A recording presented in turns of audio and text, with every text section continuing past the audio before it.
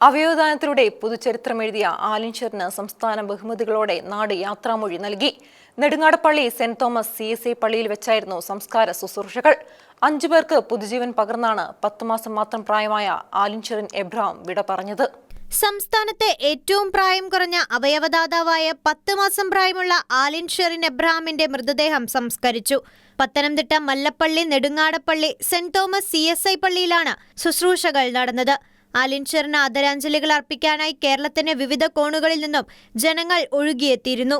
ഇക്കൂട്ടത്തിൽ ആലിന്റെ അവയവങ്ങൾ സ്വീകരിച്ച കുഞ്ഞുങ്ങളുടെ ബന്ധുക്കളും ഉണ്ടായിരുന്നു. പത്തനംതിട്ട മല്ലപ്പള്ളി സ്വദേശികളായ അരുൺ എബ്രഹാമിന്റെയും ഷെറിനാൻ ജോണിന്റെയും മകളാണ് ആലിൻ. കോട്ടയത്ത് നിന്നും തിരുവല്ലയിലേക്ക് MC റോഡ് വഴി കാറിൽ യാത്ര ചെയ്യുന്നതിനിടെ പള്ളം ബോർമ കവല ജംഗ്ഷന് സമീപം വെച്ചാണ് അപകടമുണ്ടായത്. ഗുരുതരമായി പരിക്കേറ്റ കുഞ്ഞിനെ ചങ്ങനാശ്ശേരിയിലെയും തിരുവല്ലയിലെയും ആശുപത്രികളിലേക്കും പിന്നീട് ഫെബ്രുവരി 7-ന് കൊച്ചിയിലെ അമൃത ആശുപത്രിയിലും പ്രവേശിപ്പിച്ചു. വ്യാഴാഴ്ച മസ്തിഷ്ക മരണം സംഭവിച്ചതിന് പിന്നാലെയാണ് ആലിന്റെ അവയവങ്ങൾ ദാനം ചെയ്യാൻ തീരുമാനിച്ചത്.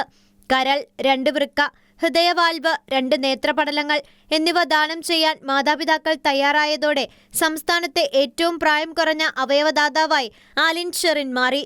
ഇതുവഴി 5 പേർക്കാണ് പുതുജീവൻ ലഭിച്ചത്. ഷെക്കേന ന്യൂസ്, പത്തനംതിട്ട.